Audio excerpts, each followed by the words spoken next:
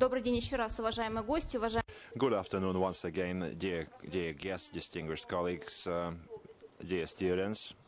With your permission, we're going to commence the second part of our roundtable, since we're all in attendance. On official agenda, we have two roundtables, but the same faces are seen here.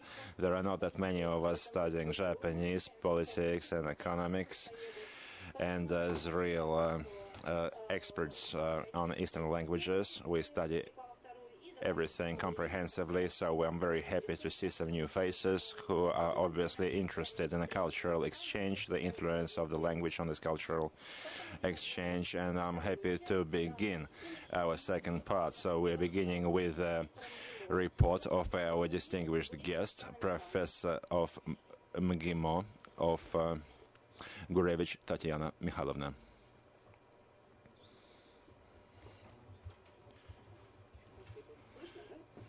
International State University.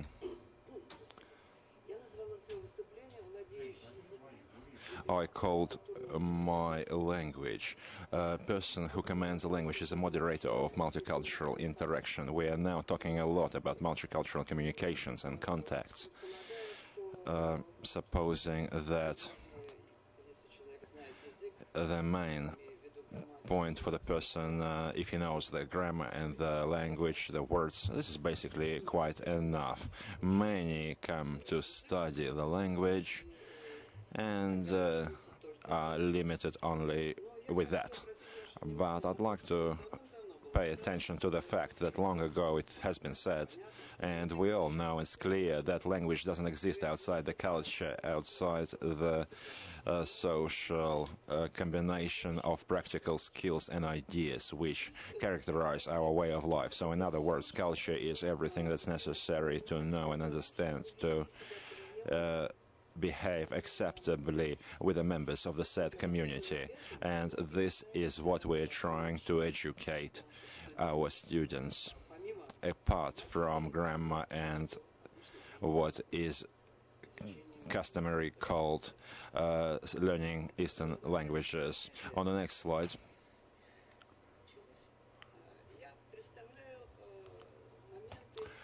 On the next slide, I will introduce some issues on interaction of language and culture. Of course, it's certain that reflection in lexics and phraseology of the cultural content is a Japanese language worldview, picture of the world. I don't think we have to explain it in this audience, what exactly it means. In grammatical forms, specific moments of national culture are reflected. Some time ago it was said that that adverbs are also as much a part of culture as a cathedral of Kazan. And of course language formulas as cultural settings, and I mean the etiquette, using certain language forms, forms of apologies and gratitude, introductions and fine are necessary for Japanese speech, for Japanese speakers, forms of politeness that are related to the ritual, which is highly important and are typical, obvious examples of interaction between language and culture. And this is exactly why when studying Japanese language and culture of Japan should be in the first place, should take priority. Sometimes it's even more important than knowing grammar or the actual lexics. The culture of the language. Here is the quote on adverbs. And now we're talking about language concepts. The concepts such as the world, truth, lies, freedom, cleverness, personality, kindness, benefit, duty, fate, consciousness, and soul. In the last 10 years, concepts of Russian culture was edited in Stepanov's dictionary, and these words were quoted here, and the frequency of their use were well described in this dictionary by Mr. Stepanov. As to do with Japanese culture, I have placed them here in terms of frequency of use. Japanese language concepts. Japanese linguists and culturologists are also writing about this. This is Giri, Kokoro, Omayashi. And it's interesting that in Russian language we do not give verb concepts. We have mostly noun concepts. In Japanese, the Japanese feel that verb forms are also concepts of Japanese culture, and here they're quoted. Of course, it shouldn't be said that idioms that phrasal verbs are also forms of verbalizing this concept. How do we translate our Russian saying "avos"? God willing. Thank God we probably don't have to translate it. Also, the frequency of use of certain expressions is very interesting. Kokoro.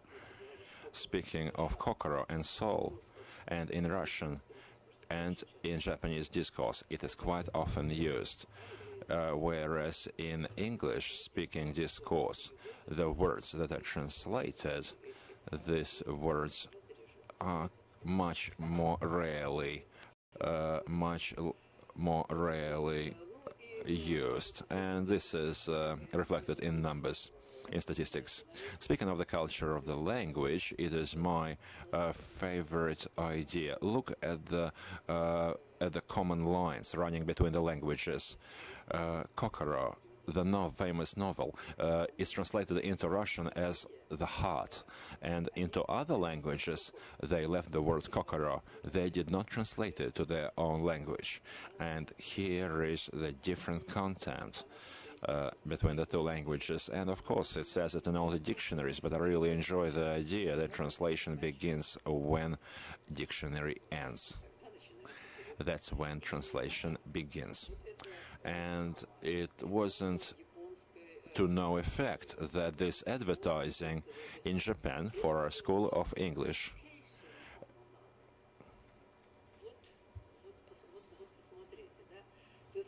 So please take a look. It's not important how it is said, but why. So the communicative intent, and to understand and choose the right means of communications. Of course, we have to understand the etiquette, consider the social status and age, corresponding ages of the communicating parties. And this is why I really love this piece of advertising, Tevaroko. And this is what we're studying. This is what we have to teach. And moving on,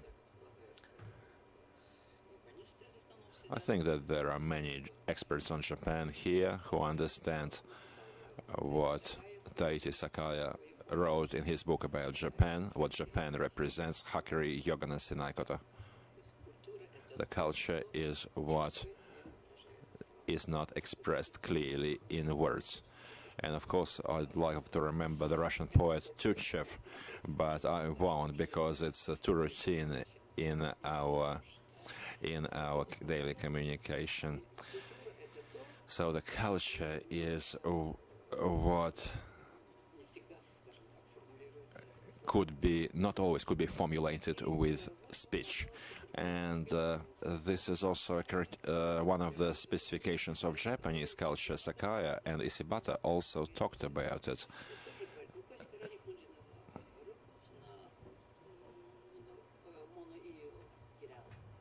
Japanese language. So it shouldn't be done. And we often come across the situation when reading the newspapers and surfing the internet, the students can close their eyes and translate it, but when they take a real Japanese text, where all the words are clear and the grammar is correct, that's where they come up against, they encounter difficulties. Why do we encounter this in the Japanese culture? It's more important to follow the external norms of communication, and this is the idea of Japanese linguists. So the dialogue is not a way of self-expression, but a way of gratifying your counterparty, the person whom you're speaking to, so making them grateful, gratifying them. This is a misprint. And to understand the science of non-direct communication, we have to understand the contents behind the words. So, understanding the context, His Majesty, the context. Otherwise, we never turn to it in Japanese. If you don't know the context, you won't be able to translate anything. And a famous ritual stereotype of speech, a very typical saying by the Japanese linguist Haga. The eloquence is not to call the things by their names. This is how the message is born and is more interesting. Now, all of this, all of the above said, describes Japanese communication and Japanese language. Moving on. Let's remember the saying from Strizhak in Niger, when we come up against Europeans face to face. Even the loudness of their voice suppresses you physically, intimidates you physically, and I'm a member of the older generation, and of course I'm physically sometimes struck by how loudly, even in Russian, some sayings sound. And that's why I really understand Japanese people well in this context. Now, which phonetic parameters of the linguistic means of communication should we focus our attention on? Quite often we skip this. Phonetics are quite simple. In our institute, at least, we do not specifically tackle phonetics, but the intensity, the timbre, the rate of speech, the tone, the pauses, the melody bears a huge role to be well perceived. Not even understood, but perceived by Japanese counterparts. And this is why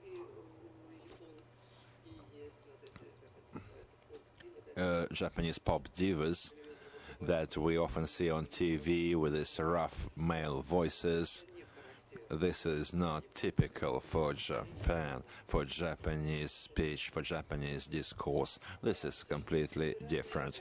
And of course there are various signals of trying to express the information and pass it on. In the first year of university, we understand the non-verbal. We study non-verbal elements, gestures, asking people to approach, for example, with your hands.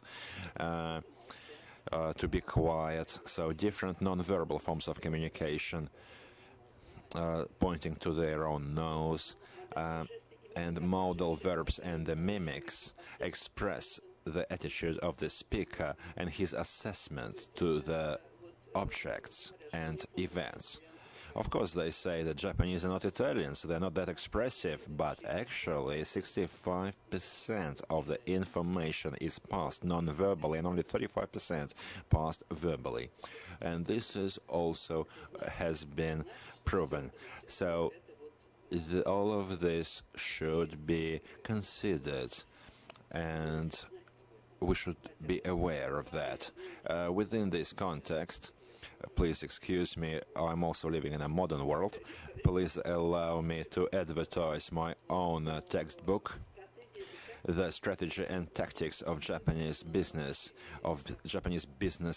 Communication. And this is what I called it. It says a lot about it, not just about that, but also about how Japanese perceive it. But this is the material that comes from Japanese sources and is written by Japanese for Japan. It is very difficult to read, quite complex, but a lot of new and interesting ideas. When I was working on this textbook, I was so surprised. I found out so much new. I was assisted by Japanese colleagues from the University of Shizuoka, and this is what should be aware of. But if we don't know about it, then there are sometimes confusing moments. And I'm referring to translations now. I'm sorry, let me show you the slide. If this is not true, this is a funny picture. Then it turns out there is misunderstandings. The picture is quite amusing. You can find it, a lot of this type of pictures online. Sometimes there are foreigners at quite high social levels communicating with Japanese, and it looks comical from the sidelines as to how. And it's clear that it's very difficult to reach common ground and achieve understanding in these conditions. And this is why, once again, I'm coming back to the text regarding translations, what we always do, what we teach you to do, to translate. And like I said, translation begins when dictionary ends. And this is simply recoding the words of one culture into letters or into signs of another, into symbols of another culture. And I like Superior's idea that culture is what a nation does and thinks, but the language is how it does that. And one point is the possessive sense. Just imagine how much is said about possessive sense when there is always someone spelled with a capital I. And we understand well. And of course, speaking of translation, and this is why I constantly say to our students, when I say it's difficult for you to read Murakami in Japanese, but please do not use the English translation, because this is a completely different piece of literature altogether. Look how many words we have with Japanese translation. And this is why the challenge of the translator is signifying the limitations of this language space within Japanese culture. So within this context, we have to find corresponding meanings to Russian. And let me tell you about a textbook. Textbook, in my viewpoint, shouldn't teach in foreign language as such, speaking of English language textbooks, for instance, but to create different foreign way of thinking. But this can be intercultural communication or adaptation. This can be getting some information about culture and society of Japan, or studying language as a scientific discipline. This is what lecturers, linguistic university lecturers are doing at ISA. And in conclusion, I would like to show what we quite often come up against. Look at what it says at the airport. It says, in Japanese language, once again, speaking in Japanese, it says, "We hope to see you again," in English. This is from the Japanese internet segment. And then the Japanese wrote it in Chinese. But it's also a well-wish in Korean. And what it says in the airport, in our airport, you remember?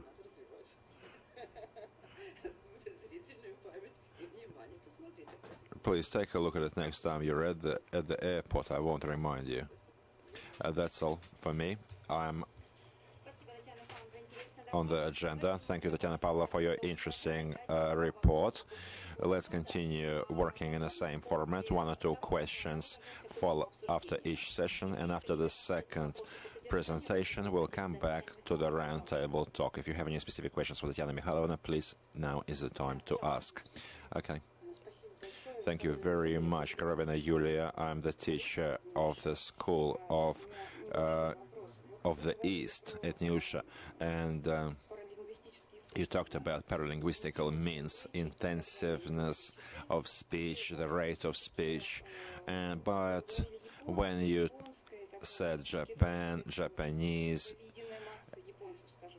you talked about a single mass of Japanese. Do you think that, since I teach students, young people, I have a feeling that you have to consider age factors, that because modern Japanese youth, same as our young people, people of a different order altogether, and how much and when does it become critical to separate the object of research, I mean the Japanese as at large, or maybe specific age groups, regional groups? Thank you very much for your question. I don't think we're able to do this easily. For our institute, we clearly defined that we are preparing people to become official interpreters. The experience shows that students, after visiting Japan for 2 weeks and coming back, they can speak Japanese fluently. The same as the street language. Of course, it's very different street language to the language behind the negotiating table, but please think about different dialects. And now Japan is rebirthing this Haugen, and this is why it should be considered. And how difficult may it be to understand the elder generation, and that's why this challenge. And we're saying all of this exists, mind you, but we are taking this median form of the TV hosts, and we're preparing our guys not to adapt into Japanese culture, but to provide the necessities, the needs, our needs in communicating with the Japanese people. This is why all of the melody and the rate of speech and the intonation, it's important for them to look good, to be perceived well speaking, but everything else, well, the more they get, the better. Which prefecture are they in? And also, understanding is important, but of course they love watching anime, and we also have one anime in our curriculum, which is called Gone with the Ghosts, and all of our technologies allow us to watch everything, and there are students that are communicating with Japanese students. We also have them at our university quite fluently, actually. However, they have to be reminded of a certain framework of classwork, because this is you're in class now. You shouldn't do this. You can talk like this in a stadium or on the street. Not Sakaya, I'm not saying Sakaya, but you have to sort of remind them of different settings appropriate to the circumstance. Anastasia Nyushi, 4th year. I have a question regarding phonetics, but within the framework of a literary translation. When I was trying to read Russian and Japanese texts in parallel, Japanese word order is so different from Russian that it unequivocally affects translations, speaking about literature and also not even mentioning poetry. And is it possible to adequately represent or translate these Japanese texts?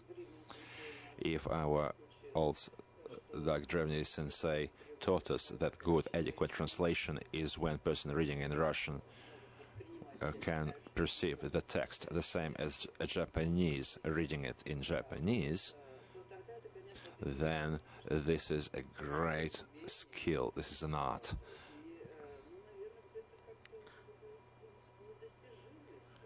And this is unattainable achievement in some ways, because we're focusing on in different ways, on different priorities, because the Japanese, even without mentioning phonetics, are focusing on politeness, vadza, for example. And when you are translating that, and we're used to it now, but I remember when people used to say, why am I engaged? I'm not engaged. That's why I came here to negotiations. So lots of cultural misunderstandings used to happen. And this is difficult. How do we translate that?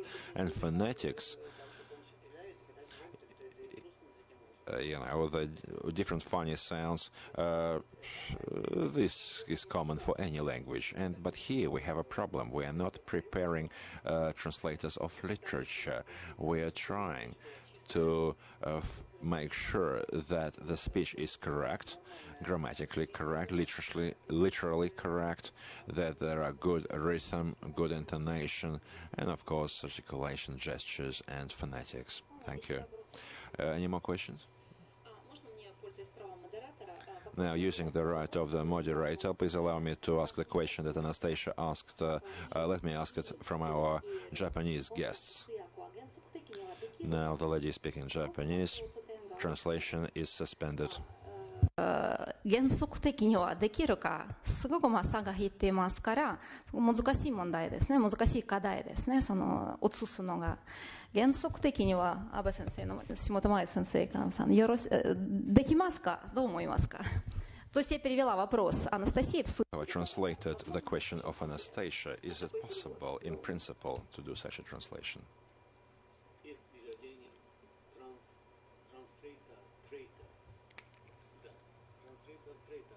Что это значит? Translator это иногда Translator sometimes gives a reverse meaning to the words. Direct speech in Russia prevails. Who is at fault? Who to blame? What to do? It's not so simple in Japan. In Kyoto, specifically, what does it mean? Speaking Japanese, it means go, keep walking. That's why there are many fine details, and a lot depends on context, of course, like Irene has correctly mentioned. Speaking of science and society, this isn't as direct as maths and physics. But I cannot read Shakespeare.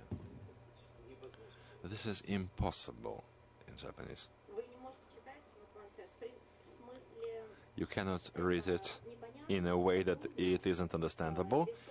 It's difficult, or what exactly do you mean? It's too difficult, it's not clear, or it's not what you expect from Tolstoy?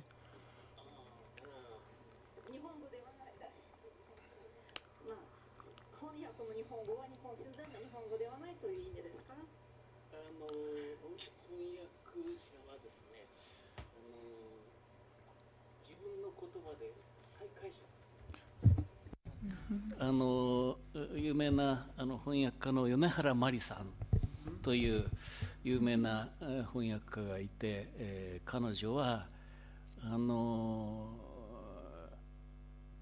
美しい悪女か、それ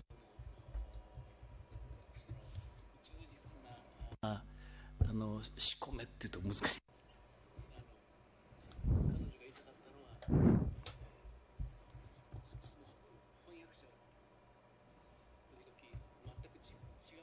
Japanese spoken. を考えながら訳すという。Japanese. はい、どうもありがとうございました。いや、Somebody who did not understand it. It's very briefly. It's one of the interpreters from the Japanese into Russian. The interpreter had a very difficult task because you needed to find a balance between the oskusi and yaku and chudistiki, and the correctness between the beauty and so so you need to translate close to the original is not always good, because the aesthetic canons and the linguistic canons into Japanese are different, so we need to underline other things not in the original. So they raise the question, where was the original? Where was Tolstoy and Gogol translated into Japanese? So the things are very difficult to follow and to read it grammatically correct. And one word, the translation of Dostoyevsky, Komoyama, had a lot of dialogues and disputes. Dostoyevsky, so the word sladostrastie, so in the previous translations it was, I don't remember it in Japanese, there was a Japanese word, kataism, so meaning sladostrastie. Katoyama means sex. Katoyama translated as sex. So this is just how you translate it. Lasciviousness. So Japanese people, so they accepted that it's different. So thank you. I will give you another example, and I will tell you about Eko Kamayama, who supposed to be here. That was our idea. So I will give you some comments, and I will give you another example. So in translation, Ikoyama, the word emancipation. How was it changed comparing with the previous translations? In the previous three translations, the three famous translations of the Karamazov brothers Karamarovs, Josei, the freedom of the woman. And they were given a comment what was meant by this. Komoyama sensei, the translation of Jiyu Saikatsu. Japanese. It does not mean the freedom, and whether you have this to be freed of. So the woman,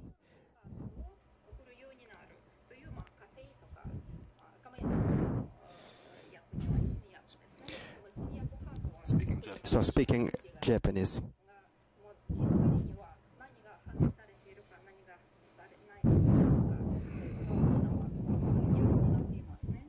Действительно, вот в новых. So the new Kamayama just represent the new translation family. So as Tatiana Mikhailovna said, he was criticized because he makes the translation very easily, very simple. So the freedom of life, this is the politic sense. You have to understand it as a politic sense. So in this program, just you can see the first theme was as a key of understanding. It was the topic of our session. The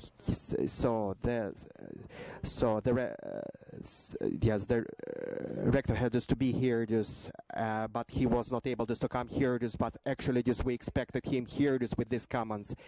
But Dostoevsky just came out here in our program, and if we deal with translation, Dostoevsky comes here automatically. So Dostoevsky is a key for understanding of translations. If you don't have any comments, we will go step over to my report. So it has to do with it continues to develop is what Tatiana Mikhailovna has said here.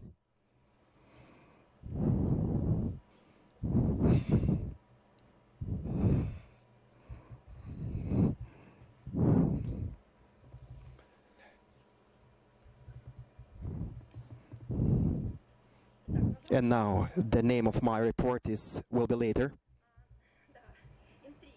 Is there some intrigue? The name will be later, but I will start with simple things to develop our topic about the Japanese languages. Has a lot of closed words, a lot of hide words. I will give you. I will try to explain what can you find behind the words. So it characterizes the Japanese language, and we have just to see this. We have just to identify it, to clarify it. We have just to, without understanding of the background of what is behind the words, the communication is not possible. So the communication is not possible. So different levels of understanding. So I will start with the simple Aisatsu. So where we start the Japanese language, start learning Japanese language. So we learn different cliches. So the opening is the 15 greetings. But there is nothing said about what is behind these words. And we did not look intensively inside it. Because I tried to explain it this one more time, and it was difficult to understand. It's rather difficult to feel. Now, the social cultural values, because we need the language background. So actually you can try it at once. Maybe you can try it at once. Maybe you can explain it at once. It's sumimasen. What is mimasen? It's formed by the verb sumu, and it tries to end. Sumimasen is not ended. Sumimasen. These things are very familiar. Did you not completed what? Not completed what? Not completed what? Just what? Do you have any variants? Do you have any? Truly speaking, we had a text.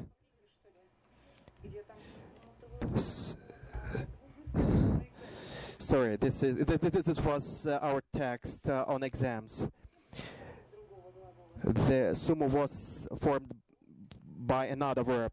It was about the cleanness. I will not tell this text, but it was not from the etymology completed, but the logic was very interesting. So I would like this to hear this version. I will give you a comment. You know, the Japanese person who write about the Japanese culture. To explain this, what is the politeness, the благодеяние, we need to return this. We know about the Japanese culture. We know what means angaesi, and if there's something was done good for you, you need this to be grateful to this. You need this to pay back. If something good is done to Japanese people, they feel some discomfort. That's what I found from Japanese sources. It's not completed. It's not completed. Never. It will never end. On Gaisi, I will be grateful to him. I will be grateful to him, and it won't end. It will never end. But meanwhile, chrysanthemum and match in English, English language translator, thank you. And Japanese, understand it as I'm ashamed to be in this position. I'm feeling some discomfort. Somebody just picked up the hat who was raised by the wind. The Japanese, I've never met this person before. I've never seen this person before. So I'm ashamed in front of this person. I will offer my excuse. Sumimasen, I accept this, and the affair just will not end by accepting this hat. What can I do? But we do not know each other, and I do not know how I can return it to him. Sumimasen. Behind one word, you can find the whole range of Japanese culture. Maybe just the people commanding Japanese language will explain this. So the report, how can you find yourself in the translation? You need to translate this to be understandable, and I will do it on the basis of some examples. I have thousands of these examples, but I will give you a couple of examples. Where shall we start? Theoretically, one slide about this theoretical. Just when you are dealing with foreign language, you some sort of protest we have inside our languages. It has to do with different. And in conjunction, this gives us a conclusion that Japanese expert Tanyata Kihiro makes. Speaking Japanese. So it means, literally, this is a direct translation, Tatiana Mikhailovna, of what you said, that grammar means culture equals culture. So if we cut it down to two words, grammar means culture at the end of the day. But if we look at it on a deeper level, grammar means culture. This is a debatable premise.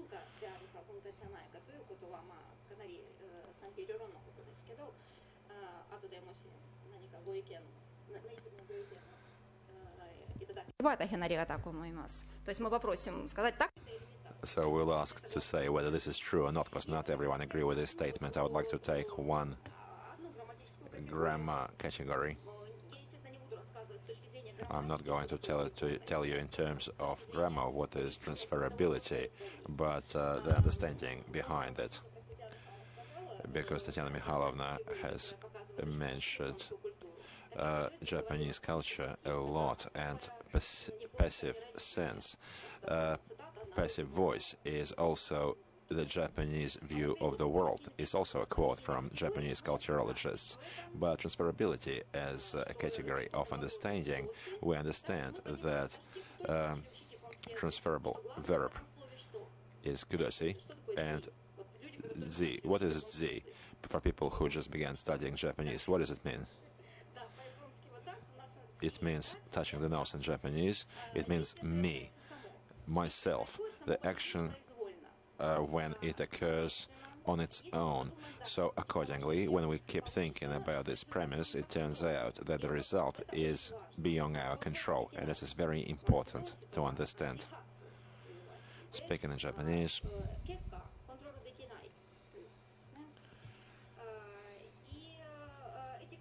and these verbs, also as passive voice, are the face of Japanese language and culture, since their usage is described in the sources as the peculiarity of Japanese way of thinking.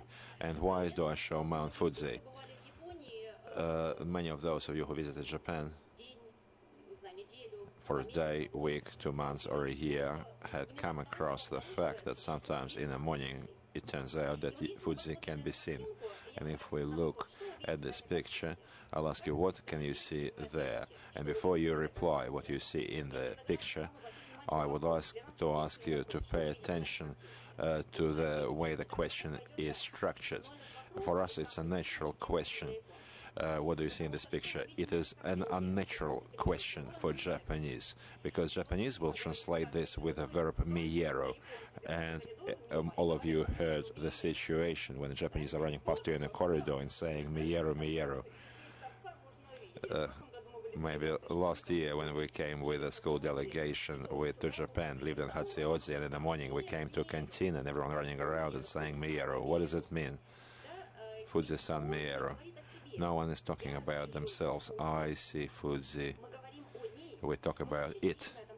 We are aliens in this life. It doesn't matter what we hear and what we see. It is visible on its own. We cannot affect that. But in the language we say that we see it. We put ourselves first. What do you see? I see Fuji.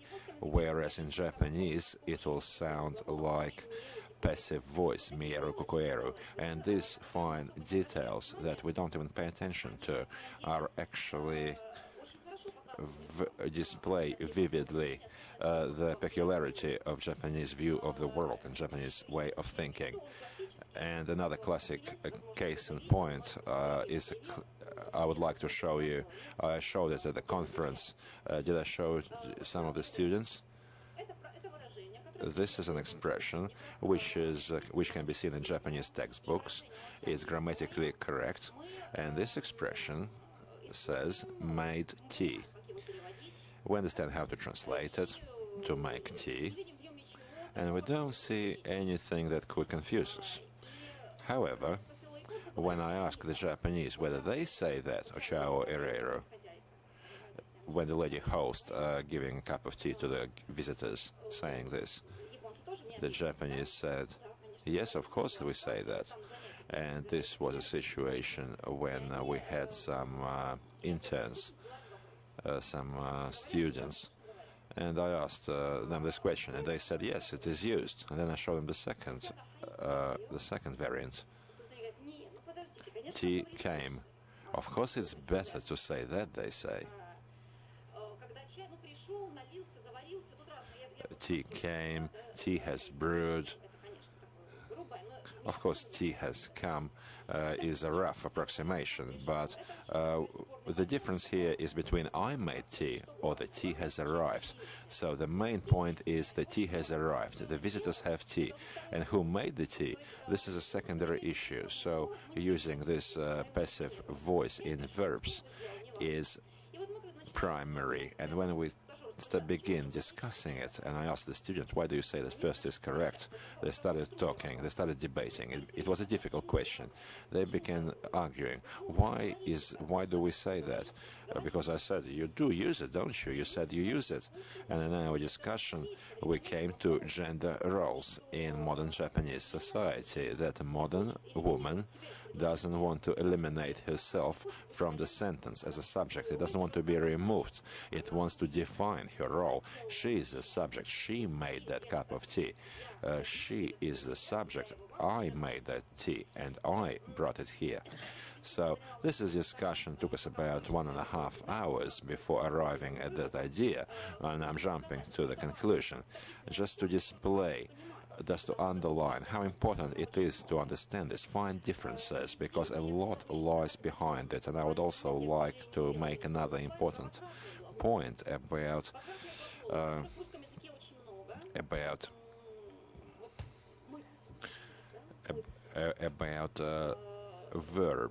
other group of verbs, like to wash, or the picture is hanging on the wall. Reflexible verbs. We're talking about reflexible verbs now, and if we look at the depth of the world, the picture is hanging on the world, or I'm washing myself. Zibun or rao, to wash, or ayawadzu zibu, saseru. This sounds very strange if we look at the motivation behind the word, and it turns out that using this reflexive verbs, we understand that action is done. It doesn't just happen on its own. It's difficult in Russian because to smile or to be smiled. So let me stop at this case in point to bring to your attention, for you to note the usage of various verbs. It's a subject for full-scale research, not even for one person, but a whole group of researchers. Like Irene mentioned, we have to look at various time periods and the history and the background. And let me please quote two cases of from translations of Chekhov's Seagull, Chaika, and talking about transitional verbs. And Nina said, I'm not recognizing here. And in Japanese, it turns into different approaches with three. All three translators it sounds the same with all three interpreters. First of all, Nina says, I do not recognize you. Speaking Japanese. In all three cases, the Japanese are using non-transitional verbs. You have changed. You became a different person. And then Nina says the same. It's you who changed. Ninaru, kavaru, and once again Ninaru. So it's not an active to recognize. It's not an active verb. It's a mind. It's an effort of the mind. It's our mental effort to recognize somebody. In Japanese, it's not reflected in language. It just happens on its own. You became different and I'm different, so we exchange pleasantries. It's not you're not the same, and you're not the same either. So the personal effort disappears in translation. The person as a subject loses its precedence.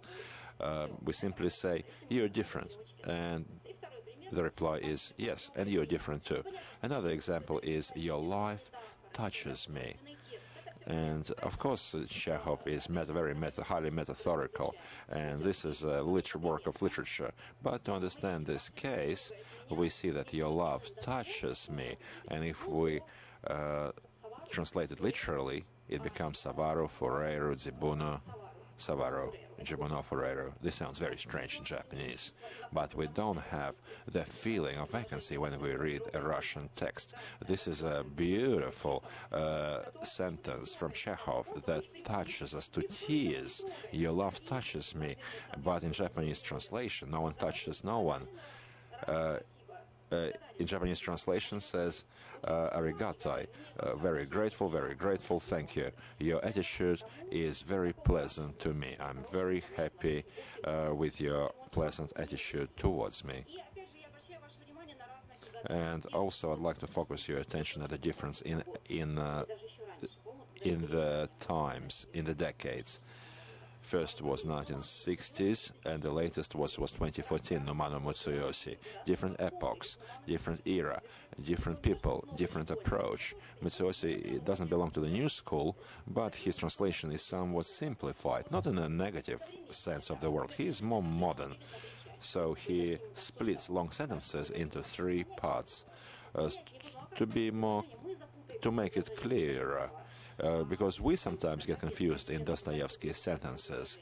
And what will Japanese, just imagine the difficulties Japanese come to with reading Dostoyevsky. But here we see singularity. So this is an important point. Love doesn't touch us. It's our state, not action, but state. And it's very important to understand the essence of Japanese thinking. No one does anything to anyone. We don't look at Fuji. It's on its own. You're not touching me. That's the way I am. There's no responsibility, no control over the events. And we could make endless conclusions, philosophical or worldview-wise. Speaking of Hamlet, and of course metaphoric, it's highly metaphorical, but it could be quite interesting to examine this. Hamlet says, heavens secure, or heavens direct. The heavens preserve and direct Hamlet. But in Japanese translation, we have only one translation. Maybe this is wrong data, but let me tell you, let me show you what I've got. Heaven secure him, heavens keep him safe. In Japanese, we see possessive voice. So, not heaven secure him, but he is under protection of heaven. Heaven preserves him.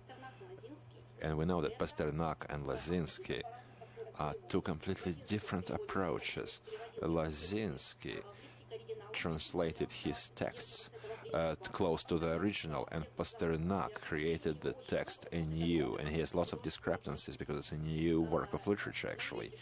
But here they preserve the original Shakespeare structure, and the Japanese don't do that. Here, heavens will direct it. Will direct. Japanese translation is "let them be." God will not leave Denmark. Heaven rules all. So I won't tell you about all of the examples, but some words freeze thy young blood, the fortune that sends me. We see that in Japanese translation it turns into a completely different sentence altogether. The words are not freezing anyone, fortune is not directing anyone. All of the verbs become non-transferable, the blood freezes on its own, the soul is shaking on its own, no one is shaking it, and through passive you're also directed by fate, not you. So this is how actions are transferred. The beauty is transferred, the behavior kills me, says the mother. Same in Japanese. I won't dwell on this, it's all in my paper, you can read it in more details. And this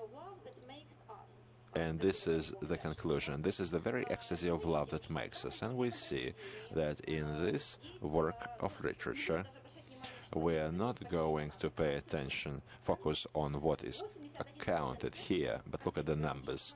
81% of the text, the grammar of it, was changed, adapted for Japanese thinking, and only 19% of the original was preserved in Japanese translation. So we're talking about inanimate agents now. We're not saying the translator was bad, but we're observing how the ideas, how the thoughts of the translators are changing. But if we find enough cases in point, then and draw upon this experience, we can make certain conclusions on a trends. This aim of the Japanese to avoid control, to avoid responsibility, to lower the rationality of the actions. These conclusions, these tendencies of the Japanese way of thinking are more clearly taking shape and becoming more or less understandable. And let me tell you what I call upon you to do. I'm now wrapping up, since we need time for the Q&A session. I'm calling on you to understand that there are different types of example, representative or non-representative. There should be a full research institute taken modern and study the modern language, the historical language, to make some scientific conclusion. But the ability to see the culture and the way of thinking behind the words is highly important, because without understanding this, our communication with the Japanese won't be fully effective. And when I catch myself thinking that I'd like to say not Akeru but Okaru, then you begin to approach this idea after 25 years of work with Japan that it's better to say Okaru. You are beginning to approach the understanding of how Japanese see this way of the world. And of course, modern Japan is changing. You see the case with tea. Women don't want to choose transitional verbs. They want to choose intransitive verbs to underline their role, highlight their role. And out of this mosaic, we can build the Japanese picture of the world, the Japanese worldview. And I hope I interested you with this approach to studying culture and language. And I hope that you, during your study, will look and keep up on this vector of research. And more questions and comments. Tatiana Mikhailovna had similar examples, including non-verbal communication. Can you tell me what you thought of this discussion? Hello. Thank you very much, Yelena Petrovna, for your interesting presentation. And when I was thinking about it, I came up with a different example, different case in point. We were told, and some lecturer told us a story using wrong transitive or intransitive verbs. It really spoiled the attitude, the perception. A student went to homestay with a Japanese family, and in a room where she was living, a heater broke down.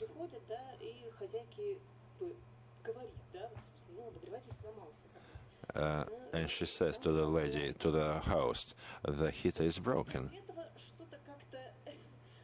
And after this, something went wrong. The attitude, the relationships became slightly strained, and she was explained that she should have said it differently. She should have taken the responsibility on oneself, on herself, saying, I broke the heater.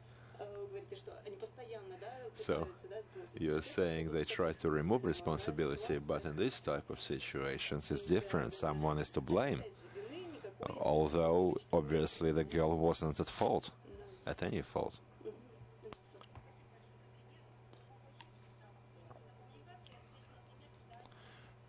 In a textbook during multicultural communication, I saw a similar case when a daughter comes and says something is broken, and he says, not something is broken, but you broke it, I broke it. So there is sometimes a need to accept responsibility on oneself.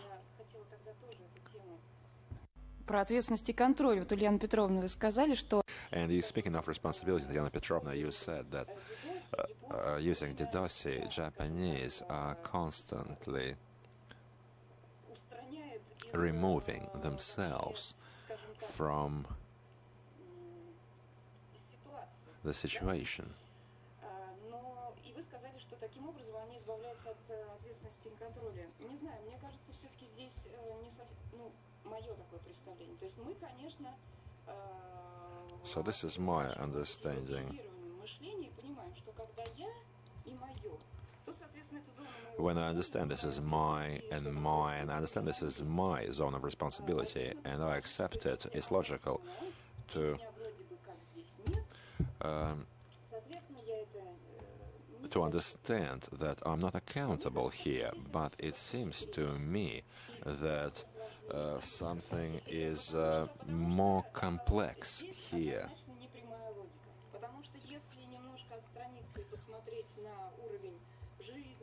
And if we remove ourselves from the picture and look at the Japanese way of life, look at their household, talking about their lifestyle, talking about education and healthcare, this is all quite complex, but there is no feeling that Japanese are absolved of any responsibility, the world existing of itself, and they just came here, ended up here for some reason. The world will end and they'll go to another place. No, there is none of that. Oh, I haven't thought of that actually. I think it's a very interesting idea. Also a highly metaphysical relationship. It's as if we aren't really here, although we all know about Japanese garden. There is no human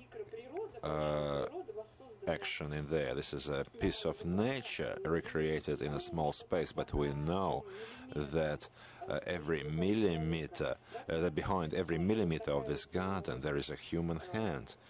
And we know that, I would say, the Japanese pretend that they're not there. And this is quite interesting as well, an interesting responsibility of culture, and it's quite difficult to understand when studying the language and I never knew about Tombo. I would also say it's broken, and it would have been a huge mistake.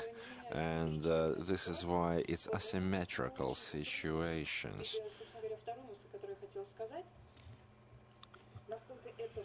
And I would like to say how important it is to make the students understand this initially, and it's one of the most complex issues because once again we can talk non-stop about examples, but when you end up in a given situation, in a given setting, and speaking at speed, or you're intern at a company, you may lose your way.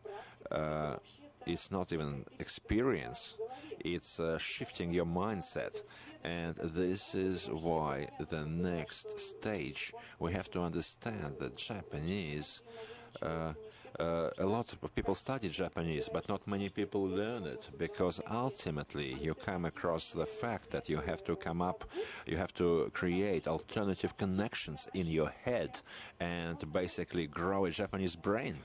So, and in this way, it turns out that there are many challenges here for teaching Japanese, because we do teach Japanese language, and there are lots of challenges here. And of course, the first stage is definitely to communicate this to students, show them in cases how it works, and then how much desire and how much willpower they have and compatibility with Japanese culture. It depends on them to achieve certain heights, because if it doesn't happen,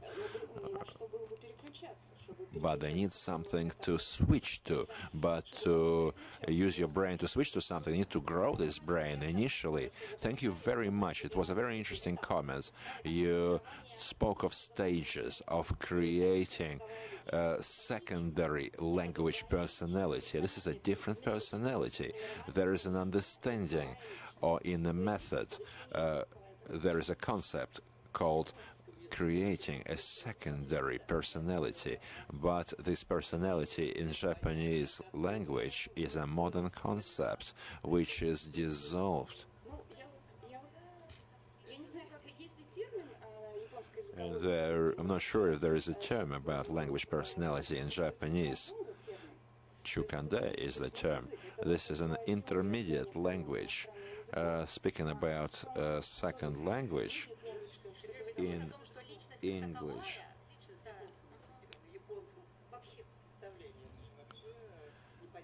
And of course, in Japanese, it isn't a clear concept, and we have to formulate a different personality, but personality as such, applicable to Japanese culture, is difficult.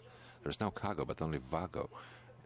There's kando, and now globalization, and so on and so forth. And with women too, I am sure that this lady is serving tea, and having said that, she never thought that she put herself in the center, but it just happens this way. And I really like what the lady said. When you're looking for something and you say, arimashita,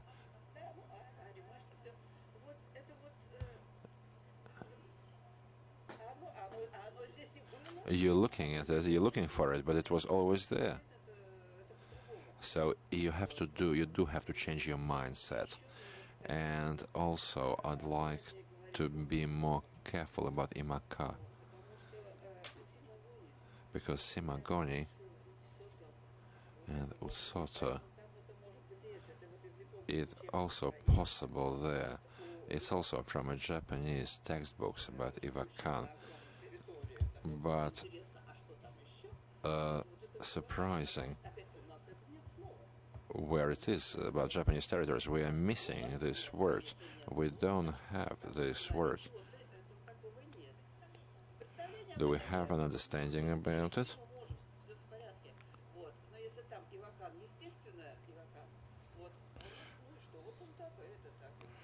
This is just how it is. So this is a psychology overall. This is a philosophy. We are using our own words.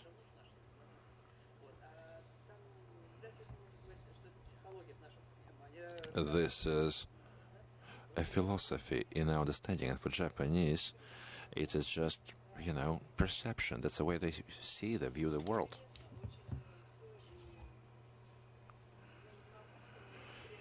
And in Russian, perception of the world, there's a lot of common points. We're Asians, we're ancient Slavs, and lots of time in lectures they say that European cultures are on the one pole in terms of involving the subject.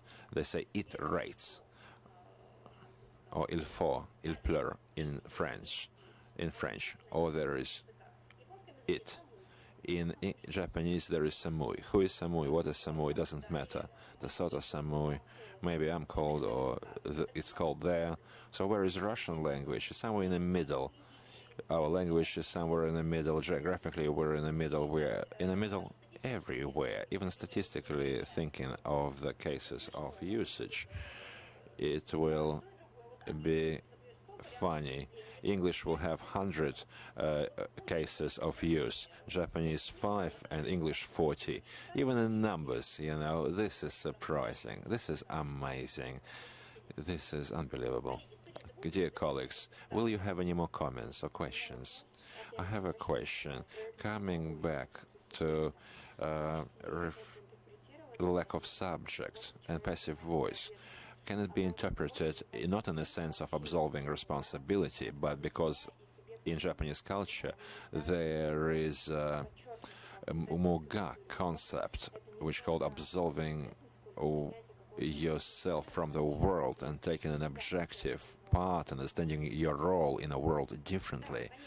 Yes, of course, passive is... yes, of course, I simplified it. In a passive voice, I didn't even begin talking about passive voice.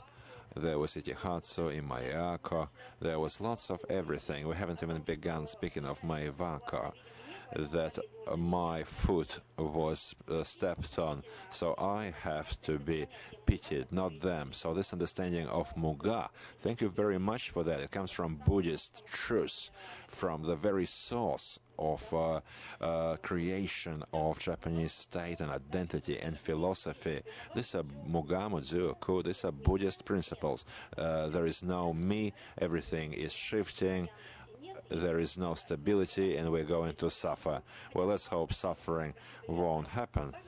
But I think this principle of mu as a Buddhist principle, the denial, not even denial, but actually an absence, the emptiness, you have to look for it. And once again, we translate all of this into European. So read more Japanese texts and it will become easier.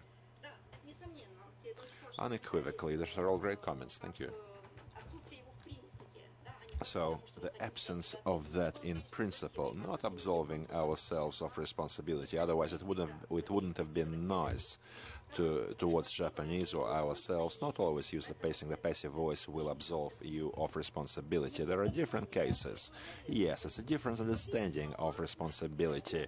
And these words, they don't allow us to express our ideas in a necessary way. Dear colleagues, I would like to ask our native speakers to comment in the time remaining.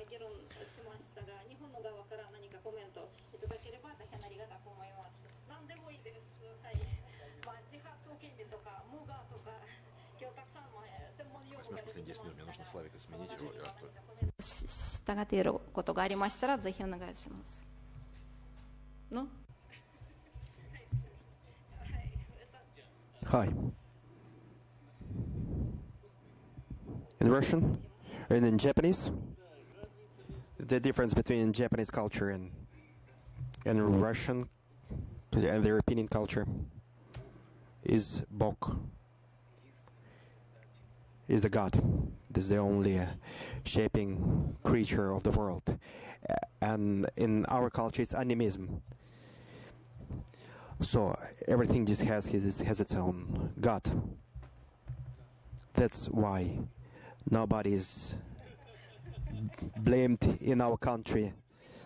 That's in the Russian culture is one God, and from this point of view it's not so long. So this is almost all the same. This is the animism, the example of animism. Thank you very much. This is very interesting indeed in understanding, very surprised, very specific examples. Yeah. I would like to represent another version. I think this is excuse, endless excuse, so excuse that never ends. What do you think about that? So we will excuse ourselves, so the excuse that will never end. Yes, actually we offer our excuse for what someone just has done for us. Okay, Japanese language. Sumimasen. Tada sumimasen to.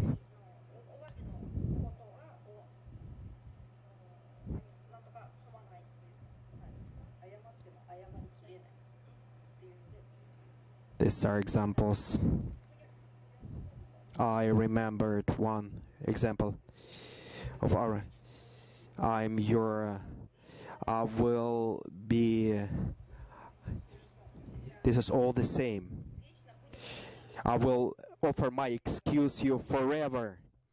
So I will offer you my excuse forever. This is one of these examples. That's all. Everybody understands it. Is there something else? So the translation. So I did not recognize you. So I stopped recognizing you. Can you translate it?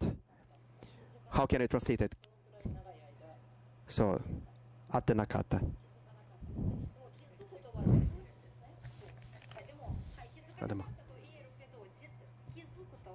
Kizuku to wa.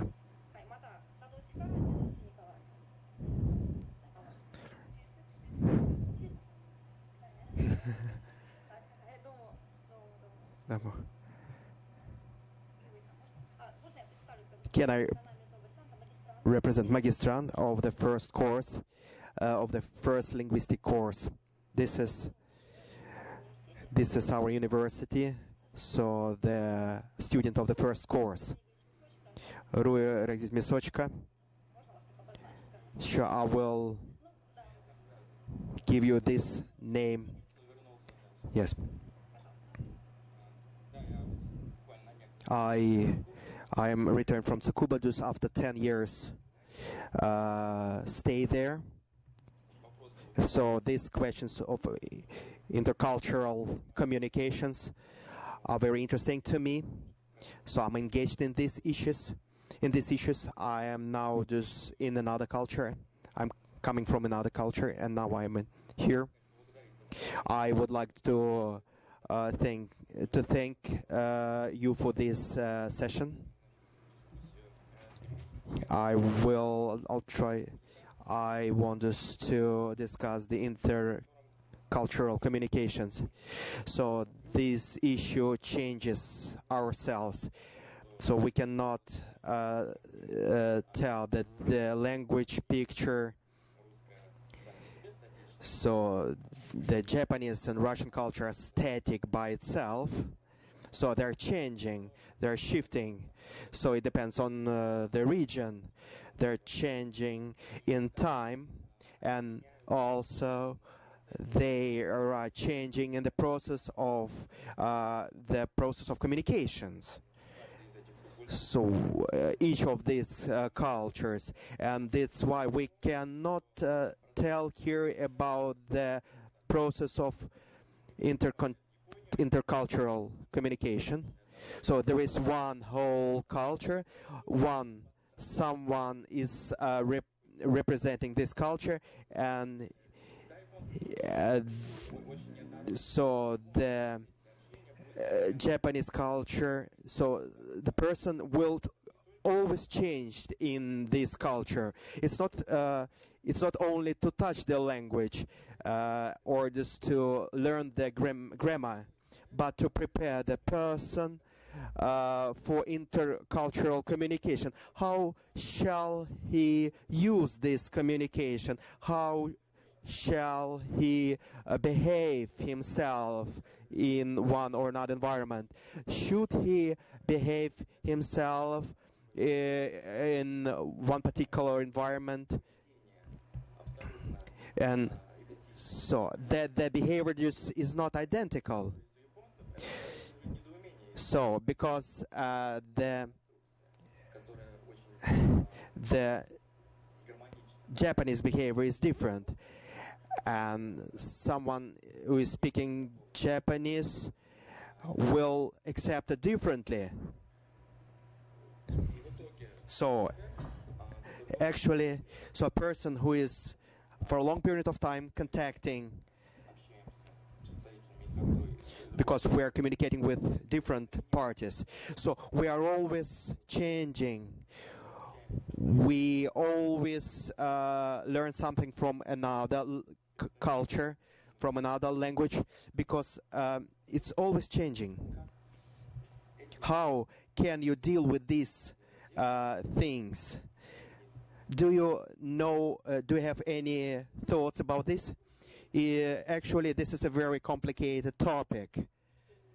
So the most important thing that we have to do here is to learn how they can accept the signals. It's you cannot behave yourself.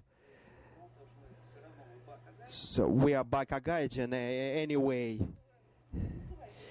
So we will tell it as it is. So this is how it is.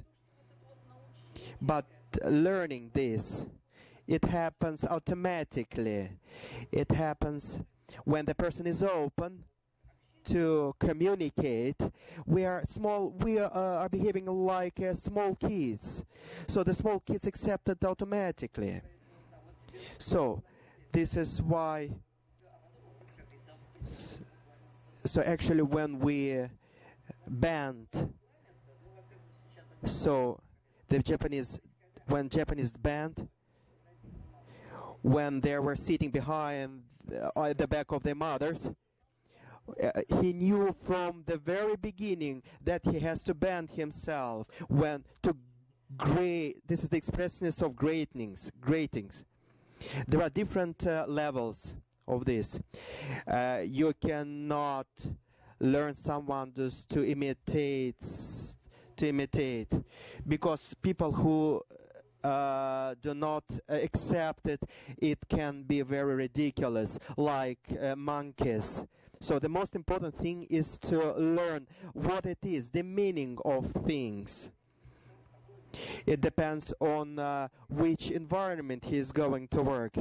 If he is going to work with teachers from the one or another university, if he is going to work with business people, it will be another communicating environment. And if he is able to accept the signals, everything will be all right. But it has to be taught. It's very important that another side has to accept it as well. So this is the mutual process. I am not agreed with this. What does it mean? Another side, your appearance, you always be as you are, and you will be accepted. So Japanese people they read it out. This is some sort of stereotype. You are yourself. And afterwards, when you will start communicating in this process, so it will be communicating on a good level. So Japanese people will accept you will accept you as you are, and they will see you as a normal person. This is a very... I can behave myself. I can behave myself like Japanese. This is my identity. It has to do with my identity. And from this point of view, I would like that both sides have to understand that we are different and that there are no Japanese forms of attitudes, Russian forms of attitudes. Because some separate representatives of cultures, they can have a complex of different cultures, right? But the complex, this is the wish to understand the person you are communicating with. If this is a mutual process, it will be a problem. But if it does not exist, and you will be outside of this process. That's what I wanted. This is there's some sort of point where so the movement has to be come from one side. It has to be mutual. We have to understand then that it's always the mutual process. It's a bilateral process, and it's always wishable just to cross ourselves someone in the middle. It has to be mutual. This is the mutual process. Yeah. Please. I would like to add some comments. This movement, what you mentioned right now, has to be in the frame of each individual person. Teaching the Japanese, we are interested in Japanese culture. Our Russian culture, we do not pay attention to our Russian culture. It doesn't make any sense for us. But coming in another environment, we are starting to accept it. We are starting to understand the culture when you are in another environment. From the point of linguistics, we are starting to learn ourselves. We are positioning ourselves in this environment. We are also looking at ourselves by means of another eyes, by means of another persons, by eyes of another persons. Dear colleagues, our time is up. I would like to thank everybody for your questions, for your interest, for coming here, and we will hope that what we have created here today will have a good, will have a bilateral and a mutual effective communication. Thank you very much for being here. We will end it here. Thank you very much.